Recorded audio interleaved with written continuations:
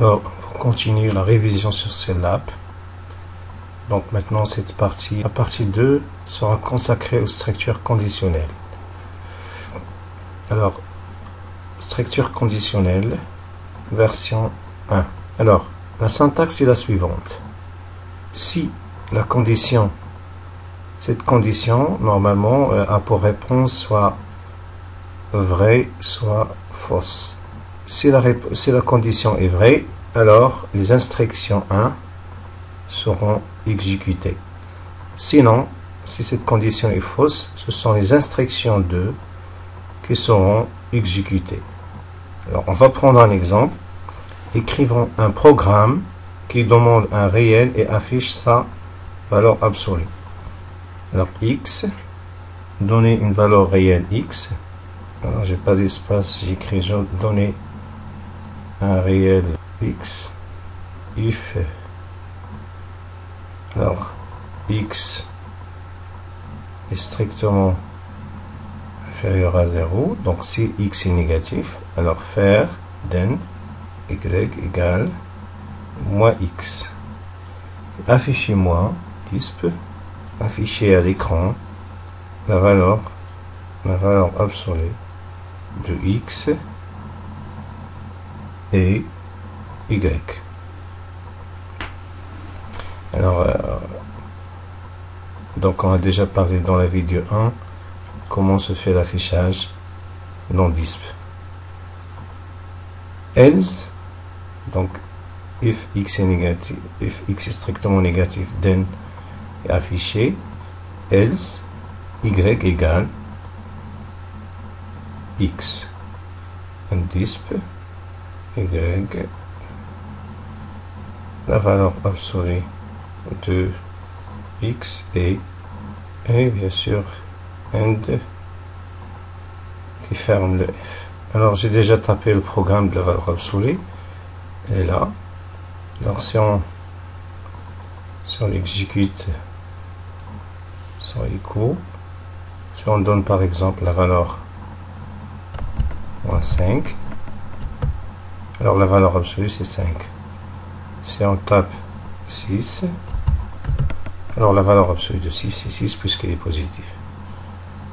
Maintenant, on va passer à une autre chose. Remarque, il existe une structure simple qui s'écrit si condition d'une instruction. Par exemple, si j'écris si x est strictement inférieur ou égal à 0, then y égale moins x, and si j'écris f au lieu de s, if x est négatif, then y égale moins x. Alors, le programme, qu'est-ce qu'il fait? Il teste est-ce que x est négatif? Si oui, il affecte moins x à la valeur y. Sinon, si la condition est fausse, il ne va rien faire. Passons maintenant à un exercice. Alors, exercice, écrire un programme qui demande deux entiers a et b et teste si a est divisible par b ou non. Alors, normalement, il faut demander deux entiers a, input, données, entier, donner un entier a égale b, input, donner un entier b égale n égale a sur b. If n égale, c'est un test, floor n. Alors ici n égale floor n. Floor c'est la partie entière. 8 sur 2. Floor de ça c'est 4. Normalement, la partie entière de ça, c'est 4. Donc, ici, cette condition est vérifiée. Alors, par exemple, si on prend floor 9 sur 2, normalement, il est différent de 9 sur 2. Puisque ça, c'est 4 et ça, c'est 4,2. Alors, dans ce cas, 2 ne divise pas 9, mais dans ce cas, 2 divise 8. Alors, si on a cette condition est vérifiée, n est déjà a égale a sur b. Si on a n égale floor de n, ça veut dire que b divise a.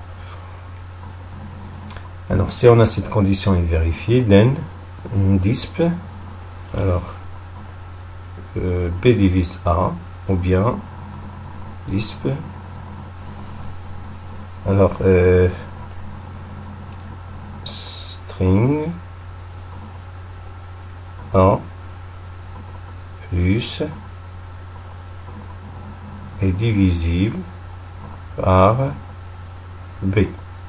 Alors je dois b plus, ajoute un point à la fin, else disp string de b ne divise pas a. Donc fin de end. Remarquez au passage, pour cette condition, je peux poser une autre condition. C'est ce qu'on appelle, c'est modulo AB. Alors, je peux, modulo AB, c'est par exemple, modulo 8, 2, c'est le reste de la division euclidienne de 8 par 2. Quotient c'est 4, le reste c'est 0. Donc, modulo 8, 2, il retient cette valeur. Si par exemple, j'écris modulo 9, 2, alors elle va diviser le 9, 2 et elle va retenir 1. Donc, essayons avec celle-là. J'écris par exemple modulo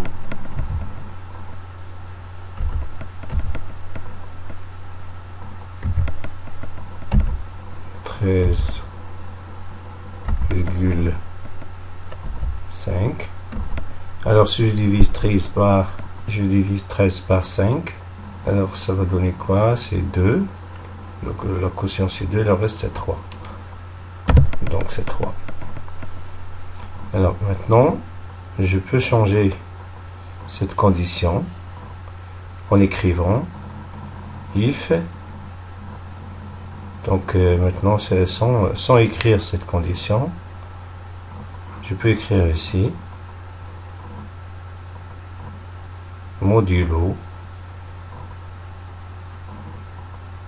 AB égale 0. Ça veut dire si le reste de la division euclidienne de A sur B égale 0, alors A est divisible par B.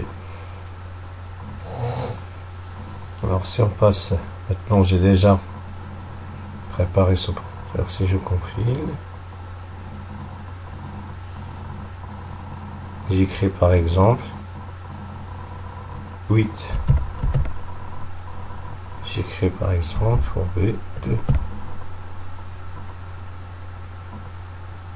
Je tape 2. Donc 8 est divisible par 2. On passe maintenant à la version 2 du structure conditionnel. Alors la version 2, c'est quoi? La version 2, si la condition 1, la syntaxe générale est la suivante, si la condition 1 est vérifiée, alors c'est les instructions 1 qui sont exécutées. Sinon, si la condition est fausse, si cette condition est fausse, alors on passe à cette bloc d'instruction. Alors il faut faire attention, normalement cette normalement instruction est similaire à celle-là.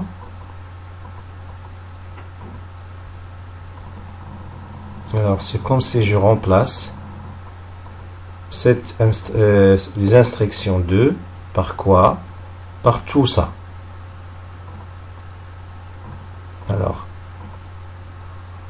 je remplace les instructions 2 partout cette instruction. Alors, ça va donner quoi?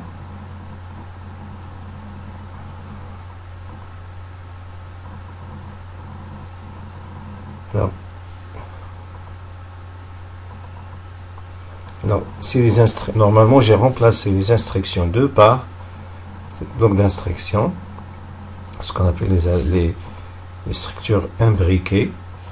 Alors si la condition 1 est vraie, on passe, les instructions 1 sont exécutées, sinon on passe à ce bloc d'instructions et on recommence. Si les conditions 2 sont vérifiées, ce sont les instructions 2 qui sont exécutées, sinon ce sont les instructions 3 qui sont exécutées. Maintenant, on cherche à écrire dans l'éditeur d'un programme, un programme qui demande de saisir 3 réels A et B et C, tel que A est non nul, puis affiche la résolution de l'équation de second degré, ax carré plus bx plus c. Alors, ma réponse, donc je vais écrire ça ici, j'ai déjà tapé le programme, donc c'est note.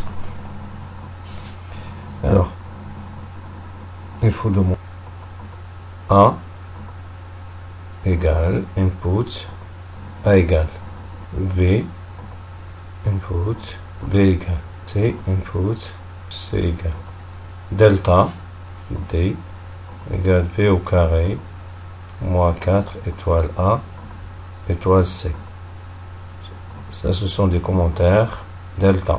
Si, if, delta D est positif, then x égale les solutions moins B moins S QRT de D divisé par 2 étoile A. Y égale moins B plus SQRT D divisé par 2 étoile A. Et n'oubliez pas les parenthèses. Et puis disp, ce trinôme admet deux solutions x égale, virgule ici x, virgule, et y égale y. Alors si on a ça, else, donc else, if, if d égale 0, then x égale et moins b divisé par 2 étoiles. Else, donc disp ici, l'équation admet une solution, par exemple double, x égale else, disp, pas de solution, and de f qui est O. Non, j'ai déjà, c'est l'équation. Alors, version 2, c'est ça? Alors, ici, la demande de A et B, delta égale, f delta positif, x égale, y égale, disp, as f delta égale 0, x égale, donc trinôme admet une racine unique, else, disp, ce trinôme n'a aucun racine, end. Alors je vais vérifier ici ce que j'écris 2 end. Bon. End, donc je dois fermer ce end qui est là, il est fermé ici. Je dois fermer le end de départ qui est là. Maintenant je vais tester. Alors si je prends, une équation dont les solutions sont connues, par exemple x moins 2 facteur de x moins 3. Si je développe, c'est x carré moins 5, x plus 6. Alors je rentre a égale 1, b égale moins 5, c égale 6. Voilà, j'exécute. On a dit quoi? A égale 1. Alors, égale 1 égale 1, B égale moins 5, C égale 6. Donc les solutions sont bien sûr 2 et 3. Maintenant, on va passer à une structure conditionnelle sophistiquée. Donc dans la syntaxe, c'est le suivant. F condition 2, then les conditions 1 se sont exécutées. Sinon, si la condition 1 n'est pas vérifiée, alors on passe à une autre condition. Si cette condition est vérifiée, alors ce sont les instructions donc 2 qui sont vérifiées, exécutées. Sinon, on passe, si les deux, condition 1 et condition 2 sont fausses, on passe aux conditions 3. S'il est vrai, on exécute les instructions correspondantes. Sinon, on passe jusqu'à la fin. Alors, si on veut résoudre une équation de second degré en utilisant cette structure, donc il suffit normalement de... J'écris ici as f d égale 0. Donc j'ai pas de then, je fais jamais de then après as f. Alors x reçoit disp. Alors ici j'efface then, donc else égale. Donc je lis le programme. Alors si delta, si cette condition 1 est vérifiée, alors ce sont les instructions, l'instruction 1, l'instruction 2 et l'instruction 3 seront exécutées.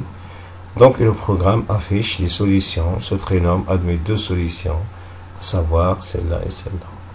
Sinon, si delta n'est pas strictement positif, alors on passe à cette condition.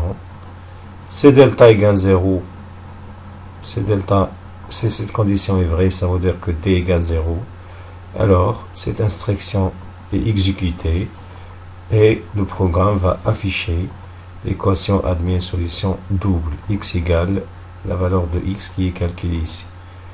Sinon, cette condition est fausse, le programme passe directement à exécuter cette instruction, à savoir pas de solution. Maintenant, on fait cet exercice. Écrire un programme qui demande à l'utilisateur d'entrer 3 nombres A, B et C et qui renvoie le plus petit de ces 3 nombres. On va écrire quoi? A, input, donnée 1. B, input, donnée B égale. C input, donnée C égale. Ça pour normalement communiquer les valeurs de A et B ici. Maintenant, if A inférieur à B et A strictement inférieur à C, alors disp le min et A égale 1 point virgule. Else f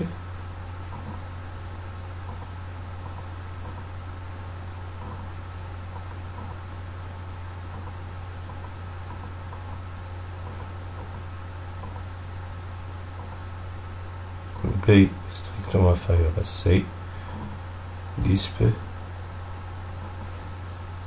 de min B égale la valeur de B ici. Else disp C le min et C égale.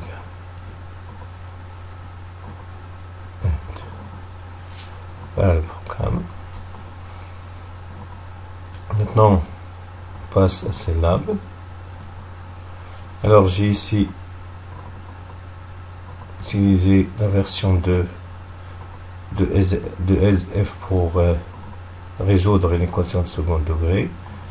Alors, je vais illustrer ça. Ça, c'est delta. Alors, C delta est positif. Donc, les solutions sont là. Donc, ELSEF, c'est delta égale 0. Donc, le programme va afficher ça. Donc, maintenant, on passe au minimum. Alors, j'ai écrit déjà le programme. Si A, donc on teste. Ici, normalement, c'est A. Je donne A, B et C. Si A est inférieur à ces deux éléments, les deux à la fois, alors le min, c'est A. D'accord? Sinon, A n'est pas inférieur ou égal les deux.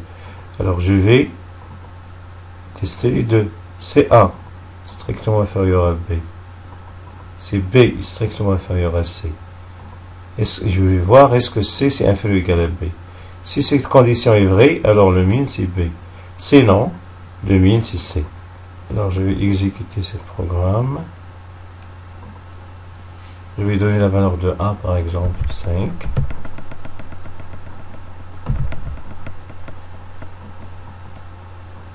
Alors A 5. A 5. Donc je donne encore une fois 5. B c'est 8. Et C 3. Alors le min. Voilà, c'est la fin de cette partie. La troisième partie, ce sera consacrée aux structures itératives, la boucle for et la boucle